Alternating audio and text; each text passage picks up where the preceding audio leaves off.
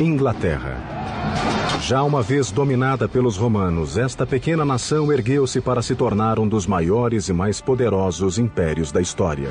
Seu território espalhava-se pelo mundo e incluía todos os continentes. It was unimaginably large. Tecnologia, inovação e ambição. Eram essas as ferramentas com que foi construído o grande império e a formidável marinha britânica, cuja hegemonia exerceu o domínio de todos os mares. The Royal Navy is like the Microsoft of the global system in the 18th and 19th century. They are everywhere. O Império Britânico criou símbolos de domínio que até hoje provocam admiração.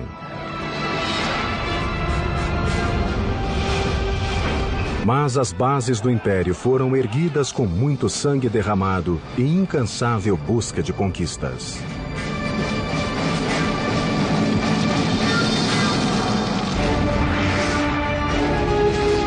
Construindo o Império, a Grã-Bretanha, aço e sangue. 410 depois de Cristo. O mais poderoso império que o mundo já conhecera sofria um ataque irresistível. Em um ponto remoto da Grã-Bretanha, as invencíveis legiões romanas batiam em vergonhosa retirada. Atrás de si deixavam um vácuo militar e político. Pela primeira vez em mais de 400 anos, a vulnerável ilha teria de prover a própria subsistência. Era o fim de um império e o início de outro.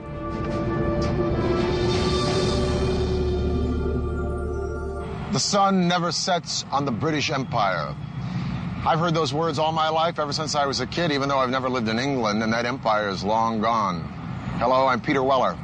At its height, the British Empire covered almost a quarter of the Earth's land mass, some 14 million square miles, and if you think about that, that's just staggering. But how did an island, if you will, in the middle of the North Atlantic come to be such a behemoth empire? Well, in the early 400s AD, when those Roman citizens were fleeing in the face of an onslaught of Vikings and Jutes and Angles and Saxons, some of those marauding and plundering people decided to stay. Maybe they liked the temperate climate. And after several centuries, they'd organized and developed themselves into somewhat of an Anglo or English identity. But with the death of the last true Saxon king, Edward the Confessor, the door was open for another people to step in, the Normans, who were essentially descendants of the Vikings living in northern France. And at the Battle of Hastings in 1066, the Normans did that very thing. They took England under the leadership of a man named William, who we call today William the Conqueror. Grande e ambicioso guerreiro, nada poderia impedi-lo de se tornar rei da Inglaterra. To conquer another country like England, you couldn't really be a sort of touchy-feely kind of person. You had to be a very strong leader, and that's what he was. He was a brutal man. Em 1066, Guilherme agiu. Reuniu um exército de normandos e invadiu as praias da ilha. Durante longas horas, seus homens fustigaram o exército do rei Haroldo perto da cidade de Hastings. No fim do dia, com uma única batalha, Guilherme havia conquistado a Inglaterra. A seguir, trataria de imitar os romanos e iniciaria a construção de uma série de edifícios que transformariam a paisagem inglesa. He imposes himself on England and he builds these castles around the country. Now we look at castles and we think, don't they look nice? The Norman castle is not nice. It was big, it towered over your town, and it was a reminder to say that you are under us now. And of course the biggest one he builds is the Tower of London. Guilherme desejava uma fortaleza intimidante. Escolheu um ponto na margem do Tâmisa, onde havia ruínas romanas. Para a nova torre, ele as utilizaria como fundações e como lembrança do legado romano de poder e glória. O complexo incluiria uma muralha defensiva que cercava a imponente torre de mais de 30 metros. Seria a maior fortaleza de Londres. So it's really built to scare everyone off and to say, you know, this country is mine, I'm not going anywhere, I'm staying, and don't think that anyone can get rid of me. Of course, the people they use to build it are the locals who have to do it, so they use them effectively as slave labor. Construindo sobre as muralhas romanas, os trabalhadores primeiro fizeram uma barreira em volta. Na ala norte e sul, onde não havia fundações romanas, escavaram valas e ergueram uma paliçada de madeira como barricada. A seguir, começaram a trabalhar na torre em si. Durante 700 anos, a Inglaterra se apoiara em construções de madeira. Agora, Guilherme traria de volta a grandiosidade das técnicas de engenharia romana. Primeiro, Guilherme mandou construir a Torre de Pedra. Como não confiava no material local, importou o melhor calcário da França. Os engenheiros incorporaram arcos e abóbadas na estrutura que suportariam bem a torre. Dentro da majestosa catedral, os trabalhadores ergueram várias abóbadas interligadas entre si, o que permitiu que o edifício se apoiasse em 4 pilastras. As janelas também ganharam maior espaço para iluminar o grandioso interior. It was a great feat for that time because the English were used to building in wood, so I think it was rather miraculous for them to see this enormous structure go up. It was really impregnable. I mean, the walls were tremendously thick and there were just little slits to look out from. O austero castelo servia de residência real, fortaleza e prisão. A intimidação era reforçada pela resposta rápida contra quem quer que ousasse desafiar o rei. You get armed men, and they go up and they land on your doorstep. They will drive you out of your home. They will burn your home down. They will burn your crops, so you've got nothing to live on. And a lot of killing, of course. A torre estava quase pronta em 1087, quando Guilherme morreu, pondo fim a 21 anos de um reinado agitado. A imponente fortaleza ficou como lembrança de seu poder e tirania até os dias de hoje. Uma série de reis normandos sucederam a Guilherme e continuaram as obras no complexo. Mas somente 400 anos depois é que a torre teria sua mais sinistra fase. O rei que a iniciou, porém, não era normando. Nascera da tradicional família inglesa Tudor e se tornaria um dos mais cruéis governantes da história da Inglaterra. Seu nome era Henrique VIII. O apetite de Henrique era lendário, quer por comida, quer por mulheres, quer por poder. Ele também queria um filho que um dia herdaria a coroa. The best way to fulfill your duty and your destiny as a king is to produce a safe line of male heirs. And if you look at the portraits of Tudor gentlemen, they're standing with their legs apart and their hands on their hips with these big codpieces. That is not by accident. That is saying, I am virile. Look at me, I can produce families. So a son is a sign of manhood. Quando a primeira esposa, Catarina de Aragão, não lhe deu um herdeiro, Henrique voltou-se para uma das damas de honra, a atraente Ana Bolena. He falls absolutely hopelessly in both in love and in lust with Anne Boleyn, because Anne is a very, very sexy lady, and she knows it. There's only one problem. How do you get rid of your wife? Apart from murdering her, of course. And the answer is, you've got to divorce her. Quando o Papa recusou-se a dar o divórcio ao rei, este teve um acesso de raiva. Se não podia controlar o Papa, ele simplesmente o substituiria. E rompeu de imediato todos os laços com Roma, declarando-se chefe da nova igreja anglicana. Henrique agora tinha poder absoluto em seu reino. Divorciou-se de Catarina e coroou Ana rainha. Mas quando ela também não pôde lhe dar um herdeiro, acusou-a diretamente de adultério. The case is made as damaging as it's possible to be, that she's not just having one affair, that she's having a string of affairs, that there are sort of orgies going on in the palace, and Henry is only too ready to believe a lot of this. Henrique mandou prendê-la na Torre de Londres, que aumentara bastante. O complexo agora se estendia por mais de 7 hectares e tornara-se impenetrável. A paliçada, além de crescer, fora substituída por espessa muralha de pedra. Uma série de torres reforçava a sensação de solidez e austeridade. A muralha externa escondia outra, mais baixa e mais espessa. Um fosso profundo e cheio de água fora escavado ao longo do perímetro. Com essas defesas, a fortaleza tornara-se virtualmente inexpugnável. Sob o tacão de ferro de Henrique, a fortaleza tornou-se palco de violência e crueldade. Era um calabouço e teatro de execução de seus inúmeros inimigos. Ali, Ana Bolena aguardou seu triste destino: a decapitação.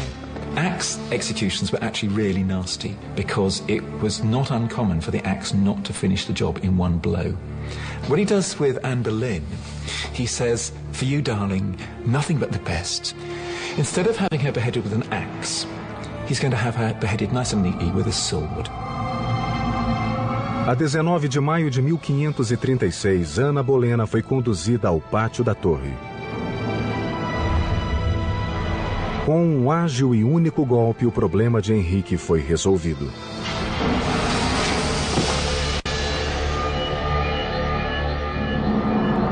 Mas ter um filho homem era apenas parte do que Henrique ambicionava. Desde o começo de seu reinado, ele sonhava com a glória de transformar a Inglaterra em um esplendoroso império. This idea of a realm that would cover every part of Europe and extend beyond was always in the back of Henry VIII's mind. His real vision and dream, his great appetite was for dominion and empire. Mas o caminho para o império tinha dois obstáculos: França e Espanha, as superpotências da Europa. Para atacá-las, teria de encher o mar de verdadeiras armas de guerra flutuantes.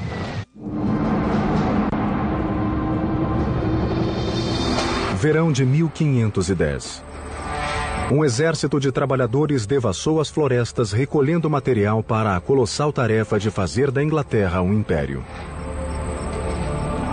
Antes de conquistar terras, Henrique teria de conquistar o mar. E mudou radicalmente a estratégia de guerra, transformando os navios em armas mortíferas.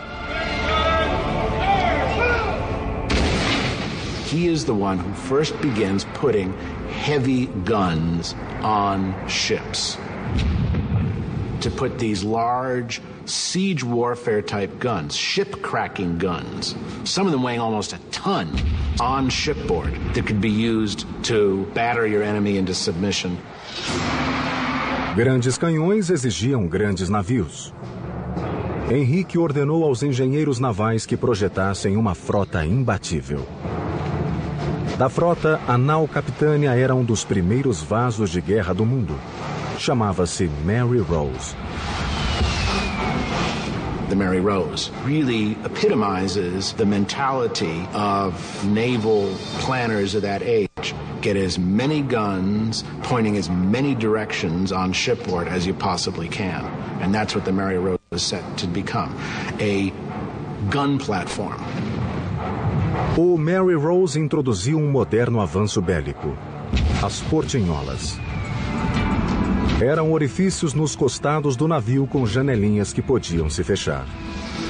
Isso permitia que os canhões se posicionassem e disparassem através do costado. Desse modo, os decks foram dedicados somente à potência de fogo dos artilheiros.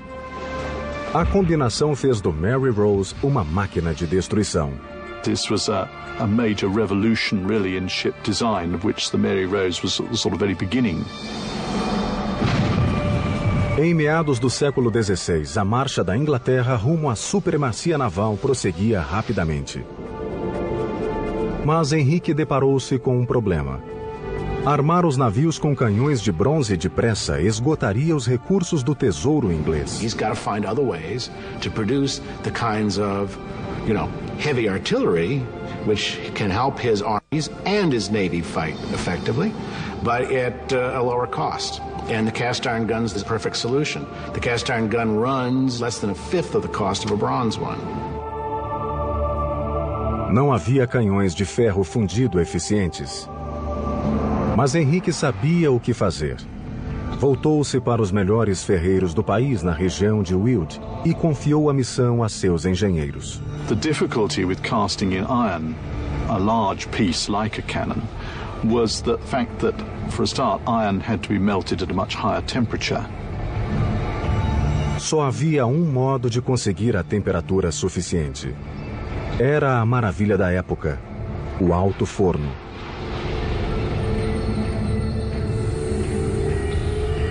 Primeiro, os homens despejavam lascas de madeira e minério de ferro pela boca de um grande forno de pedra. Uma roda d'água impulsionava o imenso fole, que atiçava o fogo, avivando até atingir incríveis 1.200 graus, o bastante para derreter o minério. A seguir, abria um tampão na base do forno. O ferro incandescente jorrava por uma calha e enchia um molde solidamente enterrado no chão. It was a very big undertaking, and it was very pressured as well. You had, of course, charcoal burners who produced the charcoal in the woods around the furnace. You had labourers who dug the iron ore from pits in the ground. You had teams of labourers bringing wagon loads of ore and charcoal to the furnace. Nos séculos que se seguiram, os canhões de Weald foram a inveja e o terror dos demais países europeus. The transformation is tremendous. It gave England power and a technological edge that no other European power could match.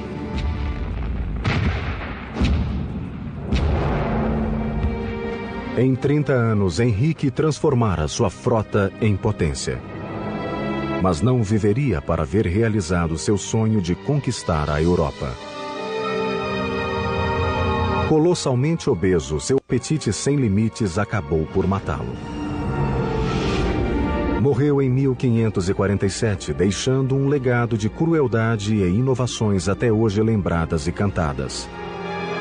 Henrique lançara as sementes de que brotaria um poderoso império. And Henry lays the foundations all right by building a navy, by building this notion of Britain as forming an empire, an imperial presence in the world. Respaldado pelo poderio de sua marinha, o império expandiu-se nos 150 anos seguintes através de conquistas e colonizações. No século XVIII, a Grã-Bretanha controlava parte da Índia, África, Índias Ocidentais e a América do Norte. Mas duas grandes ameaças ao florescente império pairavam no ar. E o rei que as combateria, Jorge III, também combateria os próprios demônios. It's always talked about as his madness. It was a physical illness that he had, but the effect was that it affected his brain. Jorge começou a dar sinais de insanidade em 1788, 7 anos após uma derrota desmoralizante. Um punhado de homens havia derrotado os invencíveis britânicos na guerra pela independência. Tratava-se dos americanos. When the British troops leave Yorktown, when they surrender, they play this tune, "The World Turned Upside Down," and that is really how it seems. The world has turned upside down. The world's gone mad. When rebels win. Durante a década seguinte, o mundo de Jorge foi se fechando sobre ele. Em 1804, outra ameaça veio atormentar o rei, levando o Império de Roldão. O imperador francês Napoleão Bonaparte. No início do século XIX, o tirânico conquistador havia tomado a Europa. A Inglaterra era o último obstáculo para o domínio continental. He was as large a threat as the Nazis were in the Second World War. He was amassing the forces for an invasion of the British Isles. A Marinha Real Britânica tornara-se soberana dos mares. Em 1805, ela enfrentou a ameaça napoleônica de peito aberto na famosa Batalha de Trafalgar. Com excelente técnica naval e os mais avançados navios da época, a Inglaterra aniquilou a armada francesa e a espanhola somadas. Trafalgar confirms Britain's position as the supreme maritime power, and the British emerge as the unsurpassed masters of those naval technologies. Quando Napoleão sofreu sua grande derrota em 1815, Jorge III achava-se mergulhado na insanidade, sendo rei apenas figurativo. His mind has completely gone. His eyesight goes as well, and he wanders up and down the corridors of Windsor Castle, has to be fed like a baby. Long beard, long hair, no idea what day it is. It's just very sad. Nessa época, a Inglaterra crescia rapidamente como superpotência devido à excelência de sua engenharia naval. Mas seria outro setor técnico que levaria o Império Britânico para o domínio global. O século XIX entrava em um período de descobertas nunca visto desde a época romana.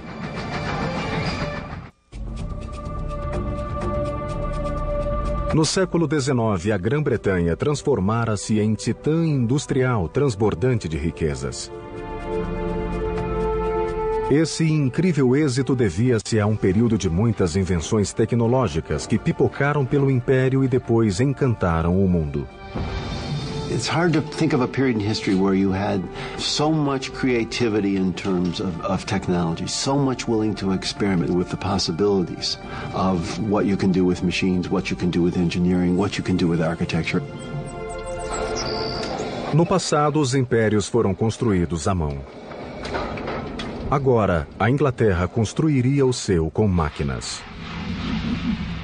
Engineering innovations like cast iron and the turning of a warship into a single ballistic offensive entity with guns transformed the English Navy. And that Navy transformed England into an empire. And that military and commercial empire that spread from Europe to Asia, from the Americas to Africa, dominated the seas. But what about the land? Because by the early 1800s, Britain was jumping with productivity, but lacking in means of overland distribution. Well, in 1782, a man named James Watt perfected an engine driven by steam. But it was 40 years later that George Stephenson and his son Robert took that engine and with a firebox, boiler, piston, and a remarkable invention called the chimney, powered a locomotive called the Rocket over tracks at the blistering speed of 29 miles an hour and revolutionized overland commercial transportation with the railroad. Essa não foi a primeira locomotiva, mas suas características únicas mostraram que trens a vapor seriam a força do futuro. A chave da velocidade estava no motor. Uma série de tubos de cobre conduziam gases aquecidos em uma fornalha através de uma câmara de água, fazendo-a ferver. O vapor assim criado subia para uma cúpula, passava por uma válvula e dali para um cilindro. A forte pressão do vapor empurrava um pistão ligado às rodas da locomotiva, impelindo-a para a frente. O vapor era liberado pelo novo dispositivo, a chaminé, e ar fresco era sugado para a fornalha, avivando o fogo. Com esse avanço, a locomotiva podia andar a grande velocidade. Of all the locomotives that were imagined at the time, it's the one that looks the most like a locomotive will. I mean, it's going to be improved in innumerable ways, but that basic machine is the one that emerges as a locomotive for the next century.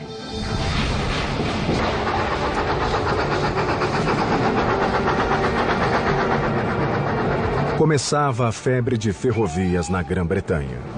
Em 1833, um brilhante engenheiro ganhou fama quando entrou na corrida das ferrovias. Seu nome era Isambard Kingdon Brunel. Brunel was a real showman. He dressed well, he had a beautiful wife. He was a celebrity, and he knew how to play that to a hilt. He was also a workaholic. He had a very difficult time delegating. Brunel sabia bem o que queria. Ele resolvera que sua ferrovia seria a mais arrojada até então.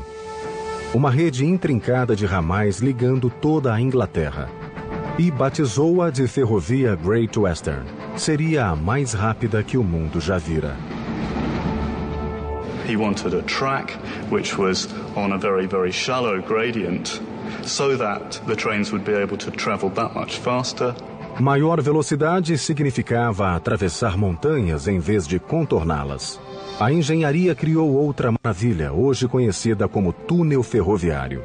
It was necessary, essentially, to chisel through rock, and the length of the tunnel was something like 1 3/4 miles, which was really astonishing for this time. That's a really serious tunnel, even by today's standards. Brunel reuniu centenas de trabalhadores irlandeses para cavar o túnel. Começaram abrindo poços na crista da colina. Usavam pólvora para abri-los. A seguir, os homens eram baixados em cestos até a base, onde faziam a escavação com ferramentas manuais. Cavalos acionavam cabrestantes que içavam o material para o cume. It was a slow, painful and sometimes quite a dangerous process, of course. And there were fatalities on the box tunnel during its construction. Lots of dust, lots of grime, and when the explosions were going off, the risk of flying rock. Após 4 anos de trabalho em que pereceram mais de 100 pessoas, o túnel estava pronto. A Great Western foi inaugurada em 1841. Até hoje, os trens passam por esse túnel. A febre de ferrovias que Brunel ajudara a se espalhar tomou conta de todo o império, reforçando e apertando os laços do poderio inglês. Railways in the middle of the 19th century, first in England and then wherever they spread, they're sources of just incredible wonder. They're big, they're loud, they're dirty, and they're just power, and they represent speed, they represent the conquest of space and time. They're literally awesome machines.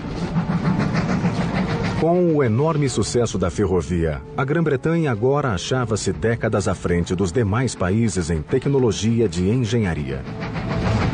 O império aproximava-se rapidamente de seu pico. Mas um golpe inesperado em seu centro nervoso sacudiria o império até as fundações.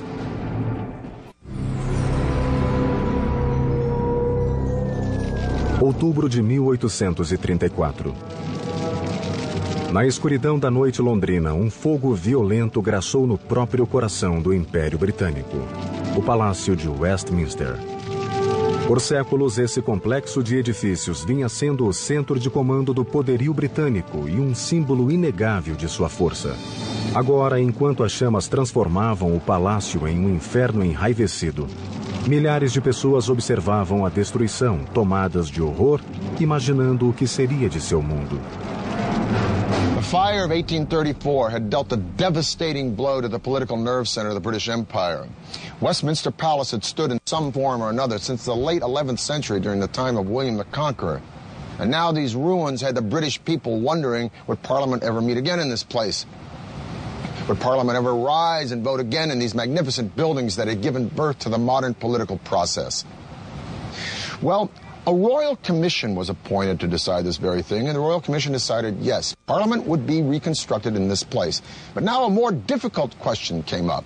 What would these buildings look like? Would they be neo-Gothic, French, Italian, or English? Or would they be the perpendicular style of Elizabethan Tudor or English Renaissance?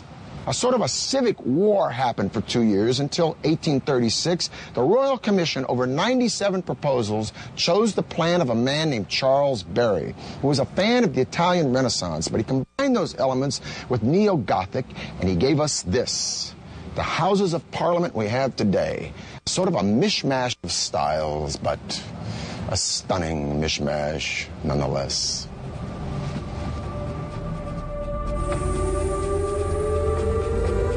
Com base no velho parlamento, os arquitetos projetaram um palácio de proporções colossais, 2 vezes maior que o Capitólio americano. Construído com um calcário nobre chamado Anston, o palácio ocupou mais de 3 hectares de terra, com torres alcançando até 100 metros de altura. Ficou decidido ainda que uma das estruturas teria um relógio no alto.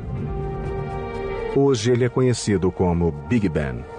You're able to measure time much more accurately in the 19th century, and time is important. Time comes to mean money, and there's something of a revolution in the 19th century about timekeeping. So if you're going to have this latest building, a clock tower goes on it. Quando o astrônomo real George Airy listou o que precisava para o relógio, todos ficaram pasmos. Seria o maior e mais perfeito relógio que o mundo jamais vira. Now, Airy's demands for excellence were fairly rigorous. For instance, one of his requirements was that the clock be accurate to within 1 second every 24-hour period. And furthermore, that the accuracy reports of this clock be telegraphed on down the River Thames to the Greenwich Observatory twice a day. Now, this was not the 21st century age of information.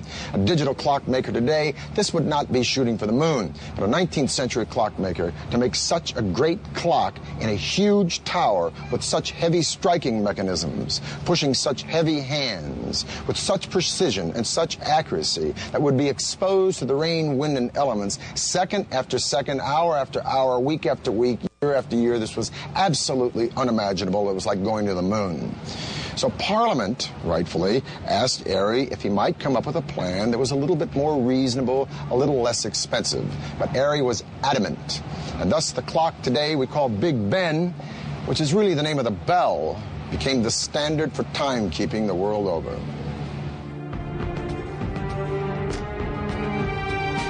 Curiosamente, foi um relojoeiro amador de nome Edmund Denison que projetou o famoso relógio, enquanto muitos profissionais falharam na tentativa de obter a perfeita precisão. Tal como outros relógios desse tipo, o Big Ben funcionaria com pesos, engrenagens e um pêndulo. Ao mesmo tempo, o desenho incluía um dispositivo novo, que protegeria o pêndulo das intempéries. 2 braços de metal controlavam uma roda de 3 raios. A cada movimento do pêndulo, um dos braços se abria, permitindo que a roda girasse. Isso regulava o movimento do relógio. Quando água ou neve pesava nos ponteiros, os braços isolavam o pêndulo e este continuava oscilando sem ser afetado. Para checar a precisão do relógio, os cronometristas simplesmente punham a mão no bolso. Pennies are used as part of its regulating its accuracy. By adding or taking away one of these old pennies from the pendulum, the clock can actually gain or lose 2/5 of a second in 24 hours. Com esse simples, mas inventivo método, o relógio ganhou fama como maravilha de precisão e pontualidade. The clock tower over the Parliament at the centre of the empire has a peculiarly powerful symbolic importance. It's as if time itself is governed by the British. Uma série de sinos informava os tempos secundários, e um enorme sino central tocava a hora. Um fundidor chamado George Mears produziu o sino dentro das especificações de Denison. E assim nasceu o Big Ben, pesando nada menos que 13 toneladas. A multidão encheu as ruas de Londres e aplaudiu quando o Big Ben chegou à torre, terminada em 1858. Desde então, ele alegra a capital com seu som inconfundível. London grew as a city tremendously. It was really the first large-scale conurbation in the world. And as a city, it had to have its icons, and the ultimate icon being the mother of parliaments, the parliamentary building with Big Ben as a symbol of the strength and the power of the British Empire. Em meados do século XIX, a Grã-Bretanha chegou ao ápice da tecnologia da época. Mas sob o reinado de uma jovem e ingênua rainha, uma crise sacudiria Londres, levando-a à beira do desastre.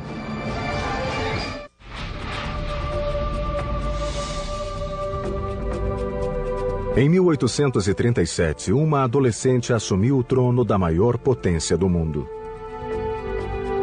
Sua ascensão ao poder causou comoção em todo o país. Súditos e ministros consideravam-na mimada, impulsiva e despreparada para governar. Era ela a Rainha Vitória. She was only 18 when she came to the throne, and she'd had a very, very difficult first couple of years on the throne, and in fact was very unpopular. Ninguém imaginaria que essa criança imatura cresceria e se tornaria um símbolo reverenciado do grande império. A transformação começou quando ela se casou com o primo Alberto em 1840. She fell in love almost at first sight. All her life, actually, she wants someone to lean on, metaphorically and indeed literally. And Albert is able to take her in hand, rather. So he comes in and he helps her grow up. Nessa época, o Império expandira-se mundo afora, da América do Norte à Austrália. Alberto e Vitória queriam o melhor em engenharia e tecnologia, sabendo que eram as melhores ferramentas de expansão imperial.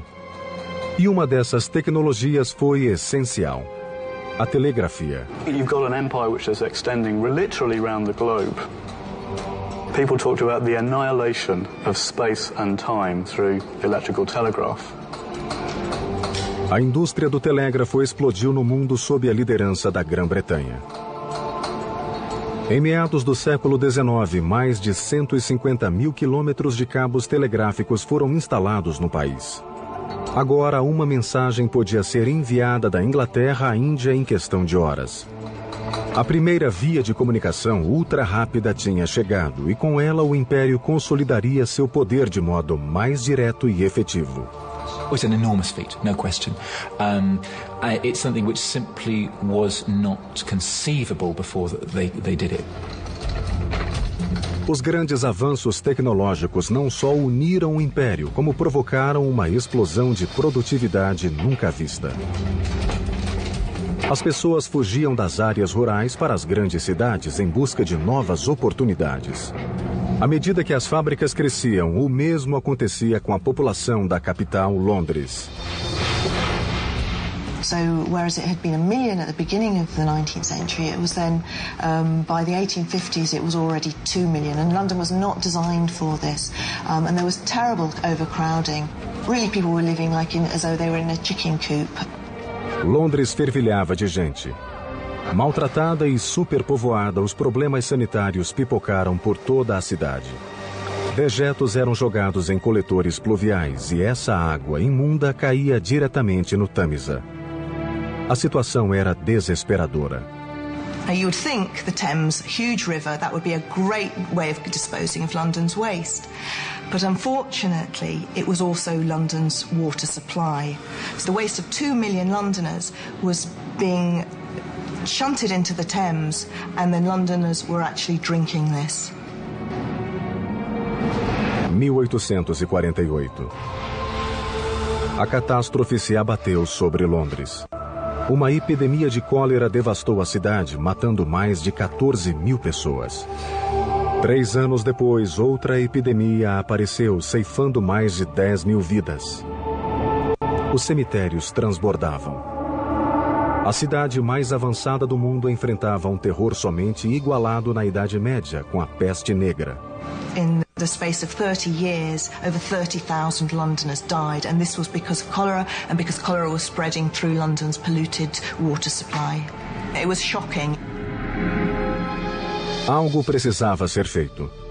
As autoridades procuraram o engenheiro Joseph Bazalgette, cuja solução revolucionou o planejamento urbano. Ele e milhares de trabalhadores começaram a construir o mais avançado sistema de esgoto da época.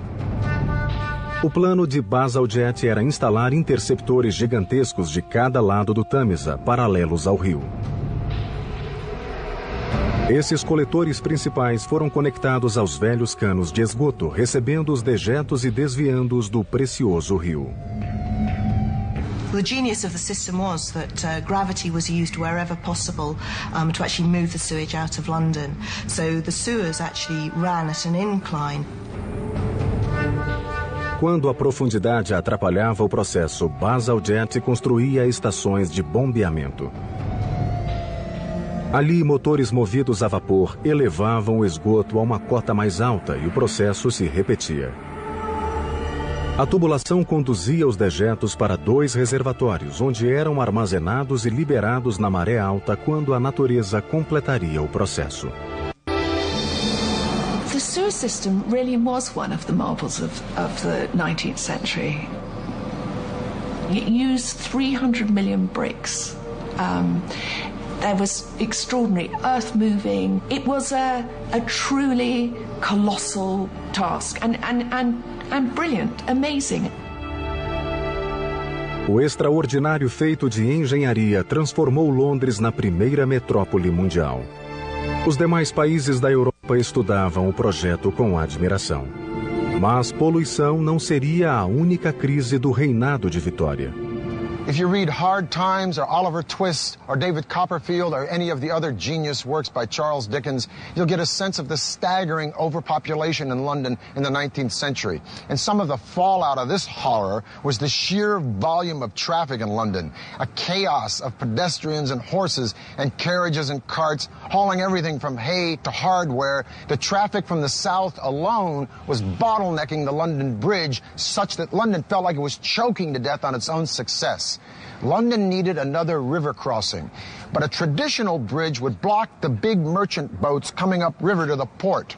No, what London needed was a drawbridge, like that one. Construíram a ponte levadiça maior e mais sofisticada de quantas havia. E chamaram-na Ponte da Torre. Era toda de aço revestido de pedra para combinar com a Torre de Londres. Quando a ponte foi erguida, as básculas, de 1.200 toneladas cada uma, eram erguidas por motores a vapor. A energia fazia girar os pinhões ao longo de uma barra denteada, presa ao vigamento. Um eixo girava, enquanto o pinhão erguia a estrutura. As básculas paravam a um ângulo de 83 graus, permitindo que qualquer navio passasse. The rising of the bridge only took 1 minute to raise it, so it was an incredible feat of engineering. 400 homens levaram 8 anos para construir a Ponte da Torre. Hoje ela é uma das pontes mais conhecidas do mundo. Embora tivesse sido o grande mentor dessas obras, Alberto não viveu para vê-las prontas.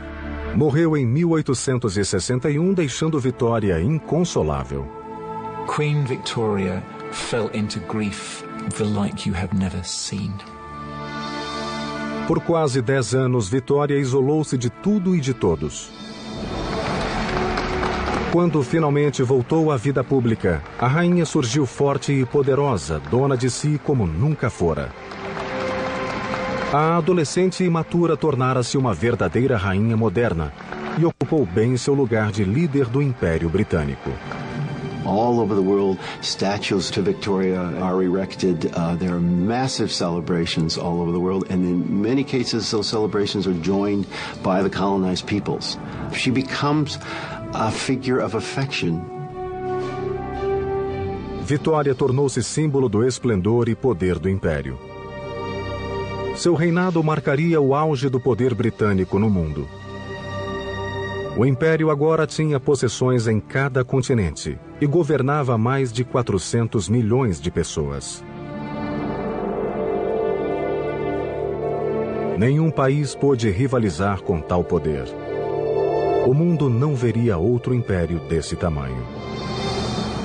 Queen Victoria died in 1901, at the dawn of the 20th century. She presided over a realm as large, as optimistic, confident, and as innovative as any in history. The British Empire had dragged mankind smashing into the modern age with mass production, rapid transit, and communication. The world would never be the same.